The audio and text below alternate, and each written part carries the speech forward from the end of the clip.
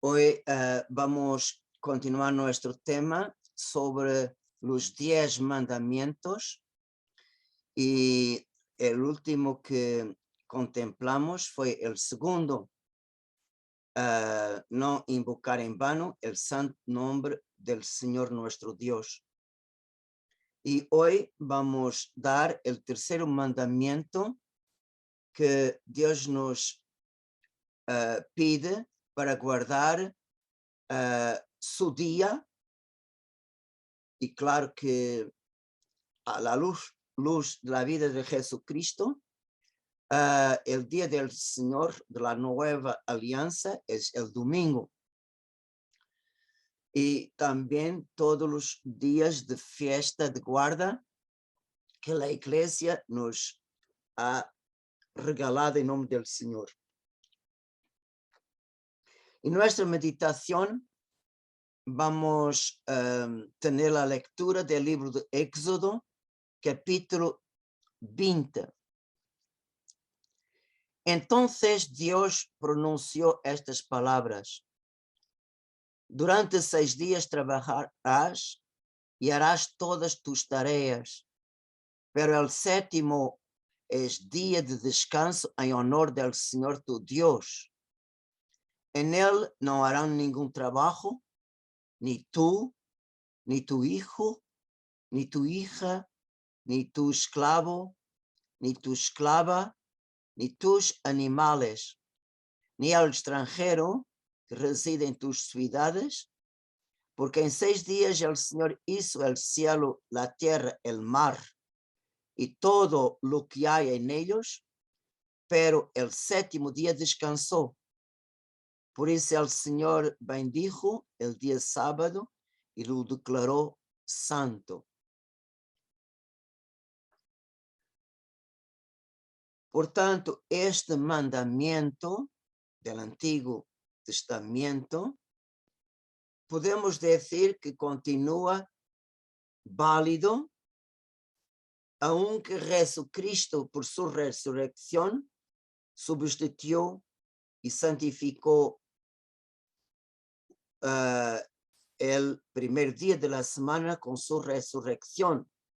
Por tanto, el Señor sustituyó la santificación del sábado para la santificación del domingo.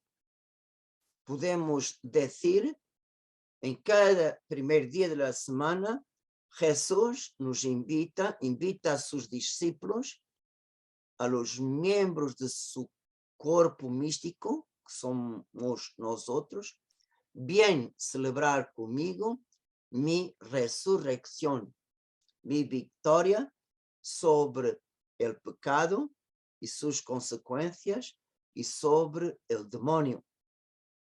Por tanto, cada domingo Jesús nos llama a celebrar con él su resurrección. Por tanto, podemos decir que las normas de la antigua alianza prevalecieron hasta Juan Bautista. Como dijo Jesús, la ley y los profetas llegan hasta Juan. Desde entonces se proclama el reino de Dios y todos tienen que esforzarse por entrar en él. Por tanto, el Señor no vino a anular ni la ley ni los profetas, pero como él propio dijo, yo vine para completar, quer decir, dar a la ley de Moisés el último sentido de la perfección. Y en relación al sábado, el Señor dijo, el Hijo del Hombre es Señor del sábado. Quer decir, él tiene toda la autoridad para cambiar el día consagrado al Señor. Por tanto, él tiene toda la autoridad porque es el Señor del sábado de cambiar el día consagrado del sábado para domingo, por medio de su resurrección. Porque su misterio pascal, el Señor cambió la orden de la creación para la orden de la gracia. La antigua alianza, el Señor se dirige a un pueblo por medio de su Hijo muy amado. El Padre cambió la antigua alianza para la nueva alianza, que los judíos también son llamados a ser parte, no están excluidos, son los primeros a ser llamados, y esta nueva alianza se extiende a todos los pueblos. Todos son llamados a ser parte del pueblo de Dios. Por eso la santificación del primer día de semana, vemos que ya la tenemos bien probada en el libro de los Hechos de los Apóstoles. Vemos, por ejemplo, en capítulo 20, el primer día de la semana, cuando estábamos reunidos juntos para partir el pan.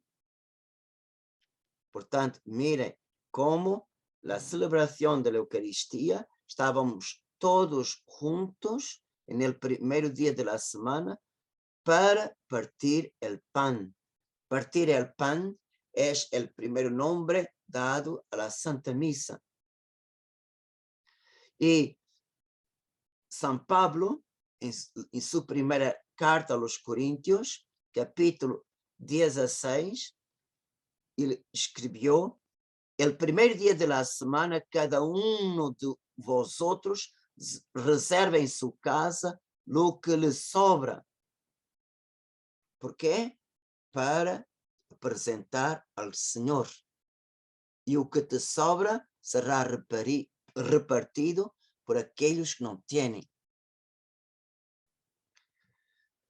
Por tanto, os apóstolos nunca teriam hecho este cambio. Ellos que foram formados en la ley de Moisés, era su cultura, su práctica religiosa. Ellos nunca teriam hecho este cambio se não recibierem el mandato directamente de Jesús. Y vemos que muchos acontecimientos importantes se pasan en el primer día de la semana. Vemos que el Señor, en el primer día de la semana, Él resucitó y apareció a sus testigos. En este mismo día, por la tarde, el Señor apareció a los discípulos de Maús, que lo reconocieron al partir del pan. En la tarde, aquel primer día de la semana, el Señor da a los apóstoles el poder de perdonar los pecados. Y 8 días después, en el primer día de la semana, Él apareció a Tomás. Y vemos que Él cura la incredulidad del apóstol. Por tanto, vemos todo el verdadero cristiano sabe que por la tradición apostólica, porque la tradición apostólica es fuente de revelación.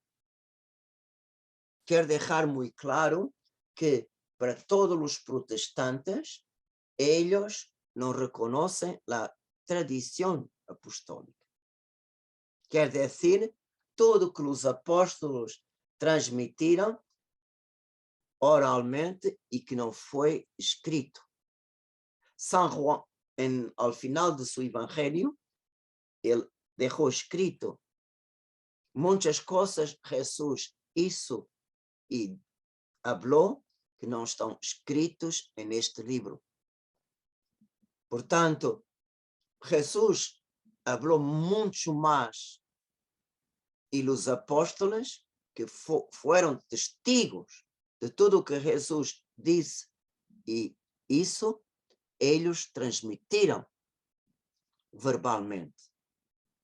Portanto, a revelação escrita é uma fuente de la revelación, como la tradición apostólica es una fuente de la revelación.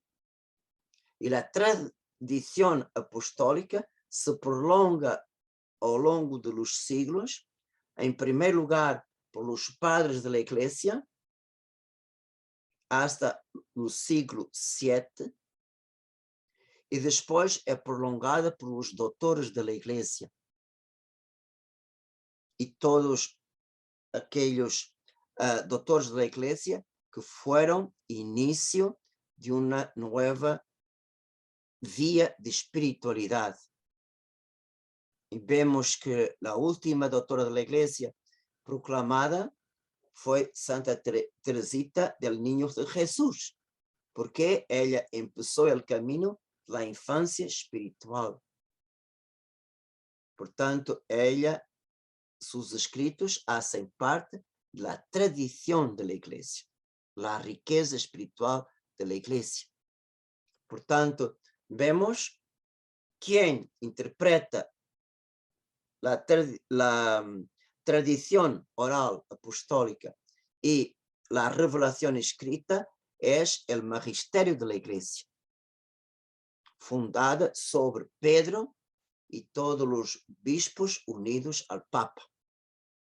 Por tanto, esta unidad del colegio apostólico a Pedro es muy importante, que nos llamamos el magisterio de la Iglesia.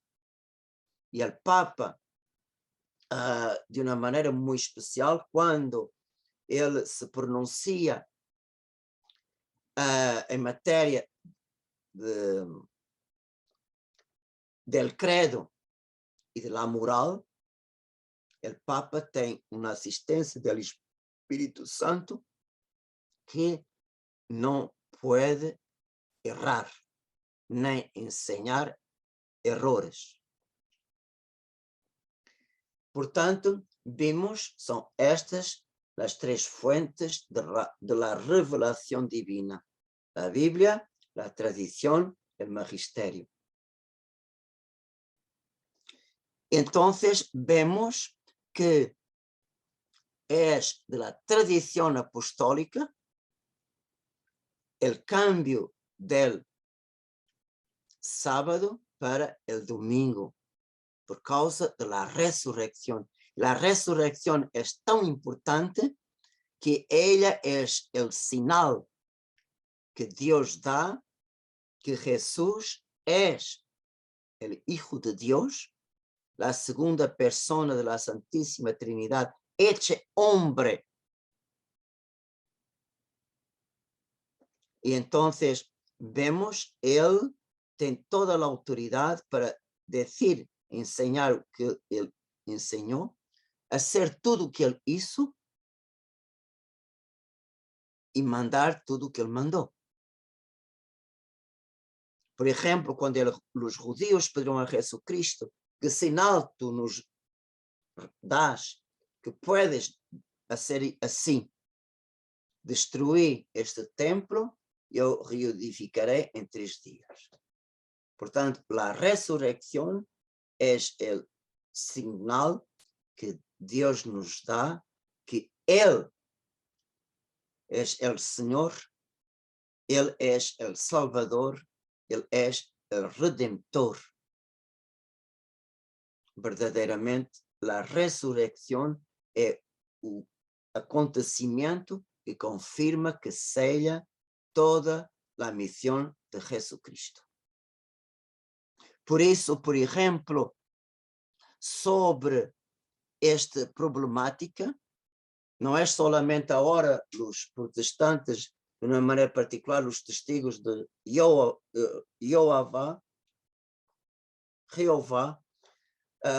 que andam de porta em porta a acusar os católicos que nós outros não estamos seguindo a Escritura.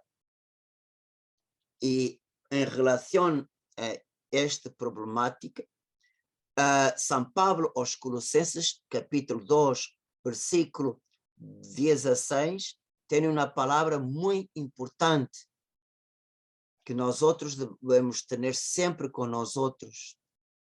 São Paulo diz que nadie os condene por comida ou bebida, por fiestas, lunas novas ou sábados.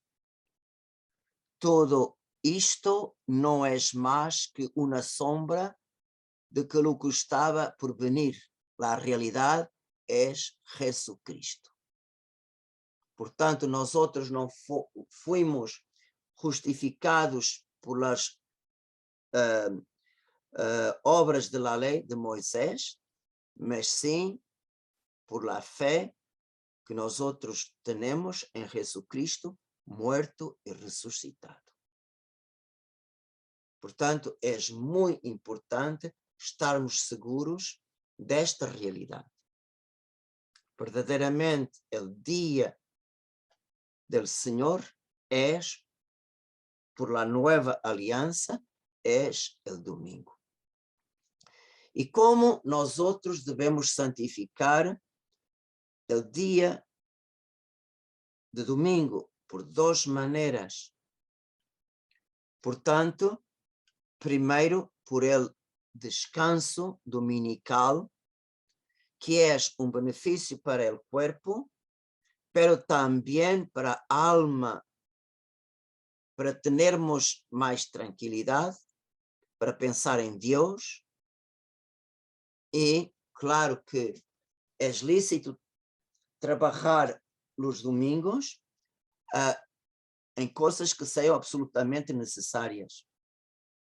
Nós outros não vamos a ser como os judeus, que eles são, mesmo hoje, são de tal maneira escravos do sábado, que mesmo o rolo de papel higiênico, eles não podem cortar em hojas o dia de sábado.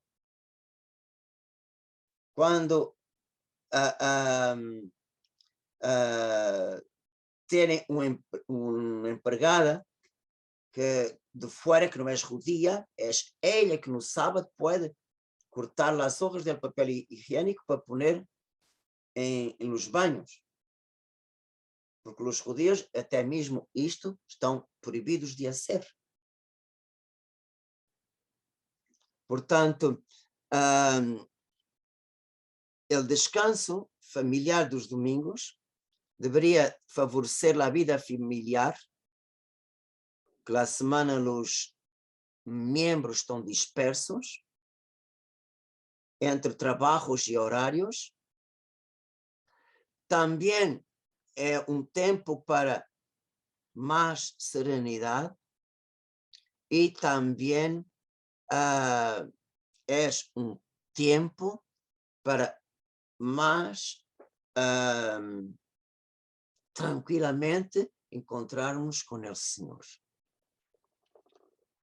Claro que hoje, e nós outros vivemos em Canadá, vemos que o dia do Senhor foi completamente desvirtuado quando o governo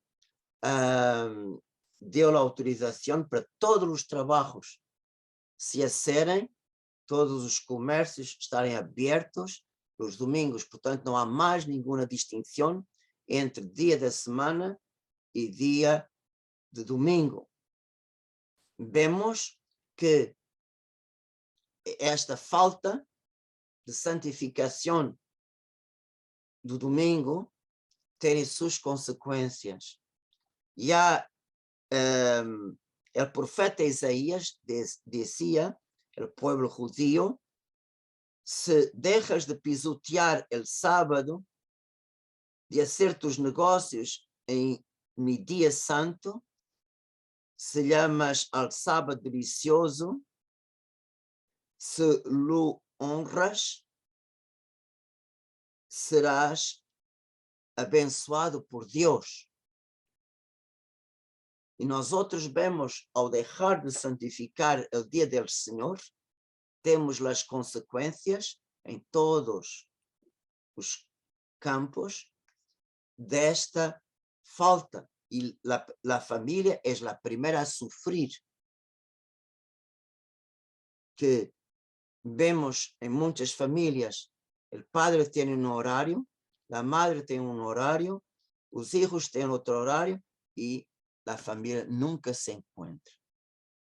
E onde falta o diálogo e o verdadeiro encontro, empieza a distância e depois os padres miram os problemas que os filhos têm quando é muito tarde. Portanto, isto é uma consequência de uma família sem Deus. Porque nossa sociedade não respeita, nossas leis não respeitam mais os direitos de Deus. E há uma coisa que devemos nos lembrar, o que Nossa Senhora disse em 1846, nos Alpes franceses, em La Salette. E há uma palavra que Maria disse llorando: se mi pueblo não quer submeter-se, estou obrigada a deixar cair o braço de mi hijo. É tão pesado que já não puedo sostenerlo. He estado sofrendo por ustedes durante tanto tempo. Se quero que mi hijo não os abandone, estou obrigada a pedir-lo sem cessar. E não prestais atenção. Não importa quanto oreis, não importa quanto hagais, nunca poderás pagar o sofrimento que tenho suportado por ustedes. 6 dias os he dado para trabalhar. Me he reservado o 7º e não me lo quereis dar. Isto é o que hace que o braço de mi hijo seja tão pesado. Isto a Virgem dijo no século XIX. Imaginem hoje. Então, vemos que o descanso, pero não é descanso de pereza, é descanso de nossas atividades rotineiras para encontrarmos mais com aqueles que são o próximo mais próximo e nos encontrarmos mais com o Senhor. E é aqui que reside a força para nossa vida, para toda a semana. Portanto, a santificação do dia do Senhor se hace por la participación en la fracción del pan. Portanto, es aquí que escuchamos la palabra de Dios y participamos del memorial de la vida, pasión, muerte y resurrección de Jesucristo. O que é memorial? É muito importante este ponto.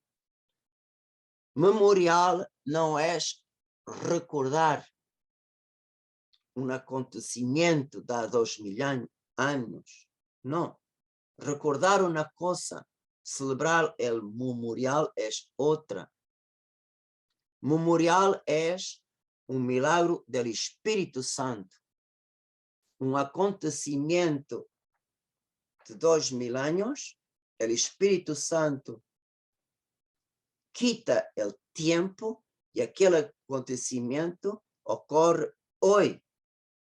Por exemplo, quando o sacerdote ou o diácono hace a leitura do Evangelho, aquela palavra, aquela passagem é como Jesus, por el Espírito Santo, esteja a dizer-nos hoje, por la primeira vez, aquela ensinança. E, ao mesmo tempo, em la segunda parte da missa, Jesus, ele nasce, muere e ressuscita em altar. ¿Por quê? Ele, de novo, vem la encarnação, nascimento, muerte e ressuscita. ¿Para quê? Por nós outros que estamos participando em la missa. Por nós outros e por nossas intenções, por tudo aquilo que está em nosso coração e que nós outros colocamos sobre o altar. Isto é memorial.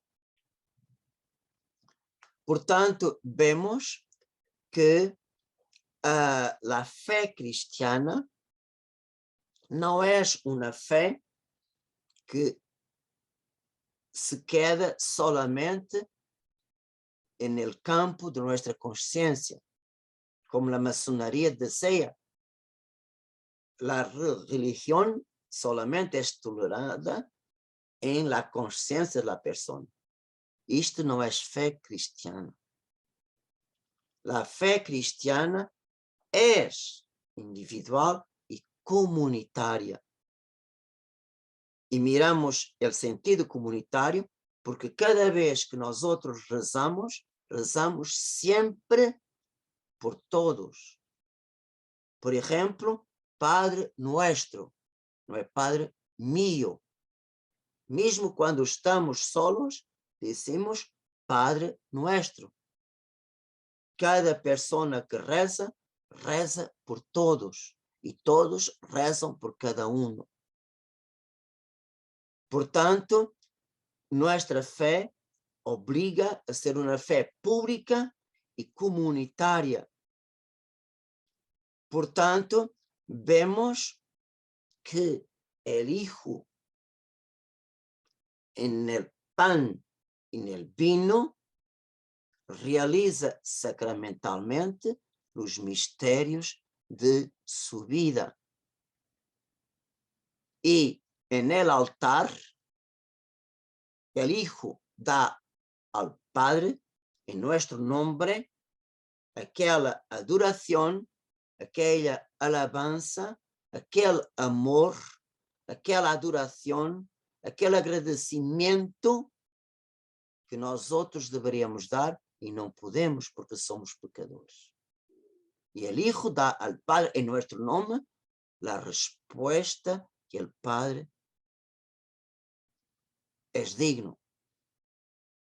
Entonces vemos que por el sacrificio que el Hijo hace al Padre, el Padre responde con todas las gracias que nosotros necesitamos.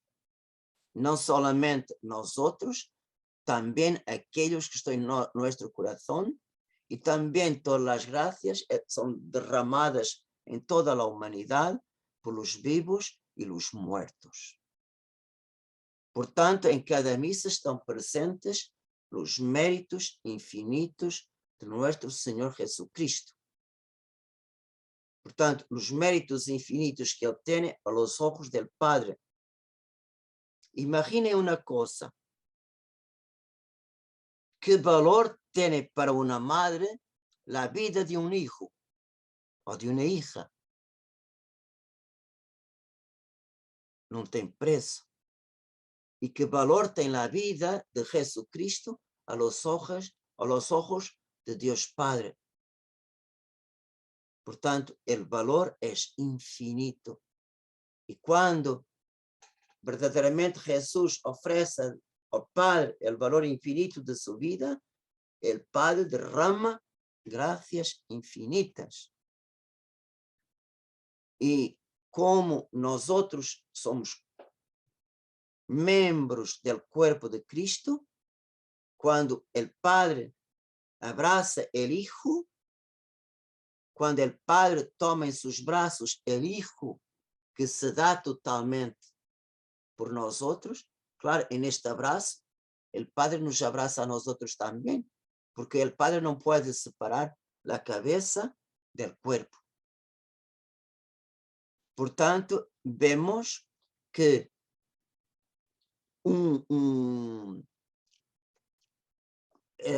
como decir, el sacrificio de Jesús sem pecado verdadeiramente tem grande valor. Tem grande valor a los ojos del Padre. Portanto, vemos que en la Santa Misa nosotros nos quedamos unidos a la Iglesia del cielo, quer decir, a todos los justos que están en el cielo, como también a todos los ángeles, como también estamos unidos a aquellos que están en el purgatorio, como a todos los hermanos y hermanas que militan con nosotros. Por ejemplo, en cada Santa Misa está presente la Iglesia del cielo, del purgatorio y de la tierra. Por tanto, las dimensiones de la misa no tienen límites. Por eso, no hay oración más grande que la Santa Misa. Y podemos decir que si queremos aliviar las almas del purgatorio, no hay nada más grande que sea el sacrificio de Jesucristo. Y de una manera particular gustaría de recordar a ustedes cómo la Santa Misa es un medio de gran evangelización. Santo Agustín nos dijo que con los ángeles nosotros formamos con ellos la única ciudad de Dios. Y nosotros ya vimos en otras catequesis como en cada misa los ángeles son invocados. Nosotros tivemos 2, 3 semanas solamente concentrados en este punto. Como los ángeles están presentes en el acto penitencial, que imploramos la intercesión de nosotros, imploramos la intercesión de los ángeles por nosotros, porque no somos dignos del perdón del Señor. También cuando rezamos el Gloria, el himno de la alabanza, de la Navidad, fueron los ángeles los primeros que cantaron el Gloria. En el credo, Creador, cree en un solo Dios, Padre Todopoderoso, Creador del cielo y de la tierra, de todas las cosas visibles y invisibles. Invisibles son los ángeles. El Sanctus, al final de cada prefacio, por tanto, es el acto de adoración que une el cielo y la tierra. Hay una sola voz. Por tanto, esta oración tan sencilla, pero tan profunda, la Iglesia cada vez que termina los prefacios, con ellos hay una sola voz, proclamamos. Por tanto, cada vez que queremos unirnos con los ángeles, las otras personas, o cada vez que queremos unirnos con los ángeles o con las personas que están en la eternidad, los santos es una oración que tiene el poder de unir la tierra con el cielo. También en la primera plegaria eucarística, después de la consagración, a una oración en que la Iglesia, por medio del sacerdote, pide que esta ofrenda sea levada a tu divina majestad por medio de tu santo ángel. El ángel lleva la ofrenda, Jesús que nació y murió por nosotros y baja con todas las gracias que el Padre nos destina. También cuando hablamos de la segunda venida de nuestro Señor Jesucristo, Jesucristo va a venir una segunda vez como juez de la historia. Y él no vendrá solo, él mismo afirmó, vendrá acompañado por todos sus ángeles. Y la última citación, una citación implícita en el Padre Nuestro. Por tanto, hágase tu voluntad así en la tierra como en el cielo. En el cielo que hace la voluntad de Dios son los ángeles. En el Padre Nuestro, Jesús nos presenta a los ángeles como modelo de obediencia y de cumplimiento de la voluntad de Dios. Tanto, miren cómo por los ángeles nosotros estamos unidos y ellos nos ayudan a vivir mejor el sacrificio de la nueva alianza. Por tanto, miren cómo los ángeles, ellos son medios que Dios nos ha dado para hacer la unión entre la tierra con el cielo, de la tierra con el purgatorio. Y también al revés, purgatorio con la tierra y la tierra con el cielo y el cielo con la tierra. Por eso ellos son una gran ayuda para nosotros. Pero también hay otro misterio que nosotros nunca o muy poco pensamos, que es el misterio de la creación. La creación, ella también salió de las manos de Dios sin pecado y por causa de su unión con el hombre, cuando el hombre dijo no a Dios y cortó, también toda la creación sufrió las consecuencias del pecado original. No por su culpa, por causa de su unión con el hombre. En el principio, el hombre era un pontífice. Pontífice significa puente entre la tierra con Dios. Por el hombre, toda la creación adoraba a Dios y estaba por el hombre en comunión con Dios. Toda la creación gozaba de la gracia de ser sin pecado y sin ninguna consecuencia por el hombre. Y cuando el hombre dijo no, toda la creación sufrió las consecuencias de este no. Por tanto, vimos que la creación también ella tiene enfermedades. También tiene su vejez. También sufre la muerte. Mismo las estrellas mueren, las piedras mueren, los árboles mueren. Todas las enfermedades tocan todos los puntos de la creación, todos los reinos de la creación. Pero no fue para la muerte que Dios hizo la creación. Por eso también ella, segundo San Pablo, en la carta a los Romanos, San Pablo dejó solamente una frase escrita sobre este misterio. También la creación, que ahora sufre como nuestro cuerpo, también ella aguarda la participación, la revelación de los hijos de Dios. Por tanto, aquí San José María Escribán tem una palabra muy, muy, muy fina.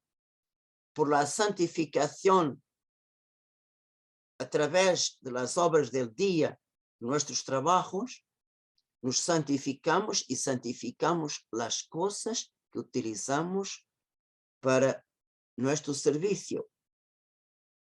Y por eso vemos que también la creación está representada en la Santa Misa.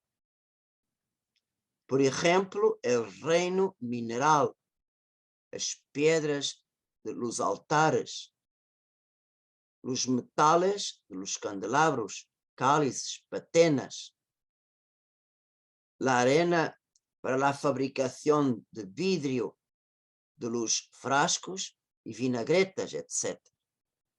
El reino vegetal, flores que adornan los altares. Por eso, miren, no es digno del Señor las flores de plástico. No tienen vida. Una cosa artificial muy linda, pero no tiene vida. Dios merece ter junto a sí flores vivas que dan su vida al su Creador. También la madera de las imágenes, la madera, los altares, lino, algodón, para hacer las vestimentas, pertencem ao reino vegetal. El reino animal, claro que hoje está a coisa já muito adulterada, pero antes las abelhas que teníamos, la cera era fabricada por las abejas, pero tenemos todavía la lana de oveja para confección de las vestiduras del sacerdote o de las servilletas del altar, etc. Portanto, nós outros vemos que a criação está presente na Santa Misa, está presente na Igreja. E, de uma maneira muito clara, o grande mistério da santificação da criação está no próprio mistério da Eucaristia.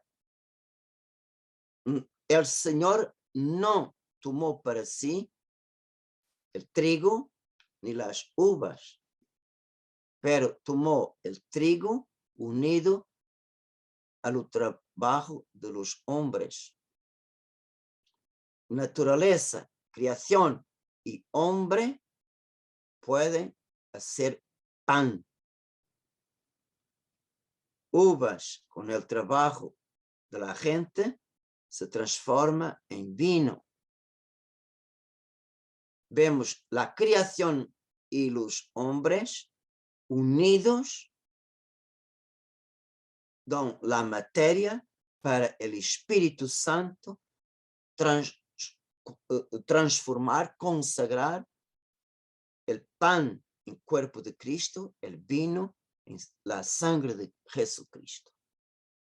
De la misma manera que la Virgen dio su materia, carne y la sangre suyo, para el Hijo de Dios tomar su humanidad, también nosotros damos a Dios el pan, el vino, para que el Espíritu Santo tome, como tomó la Virgen, para tornar presente Jesucristo. Yo gostaria mucho de invitar ustedes, si tienen posibilidad, de leer la plegaria eucarística 4.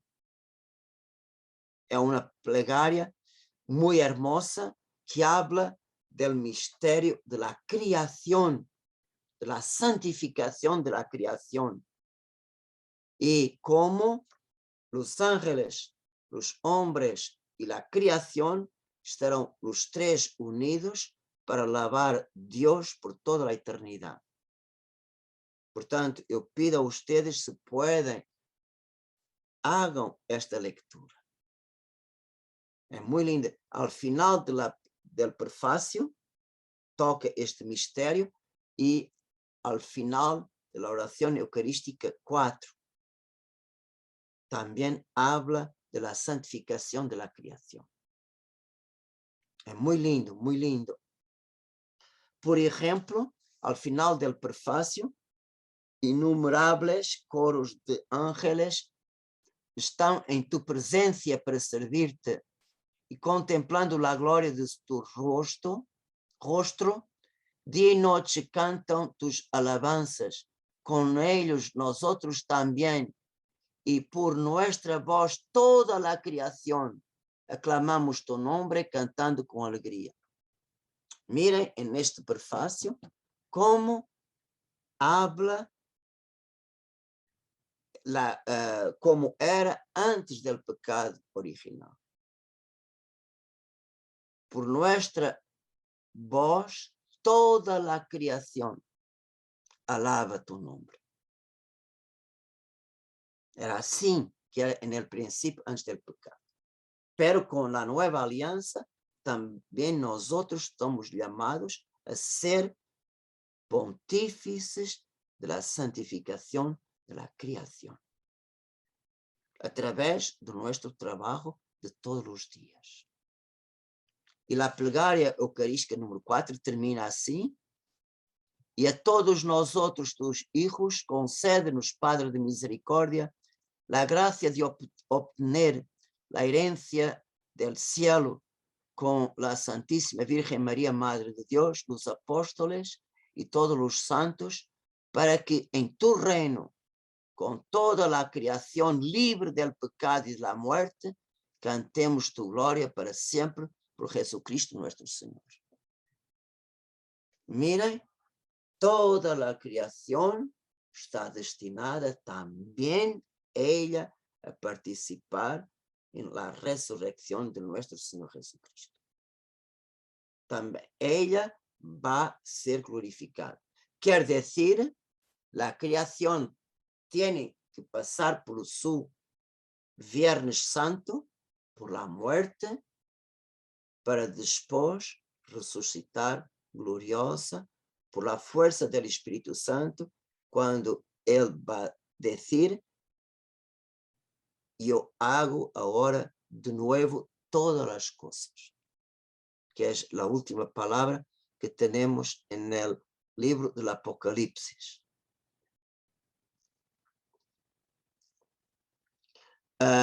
Por isso, eu gostaria de terminar esta meditación con un pensamiento que no es mío, claro, es de un libro que se llama Regresa a los Mandamientos.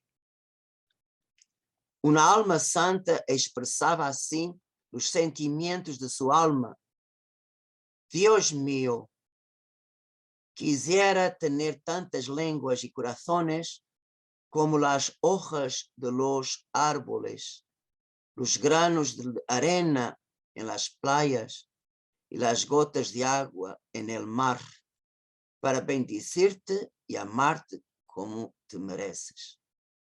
Mas aún quería amarte y honrarte más que todas las criaturas de la tierra juntas, más que los ángeles y los bienaventurados del cielo. Nuestro Señor se dignó responderle: consuélate, hija mía, consuélate, porque escuchando bien la Santa Misa puedes darme aún mayor gloria. Que así sea.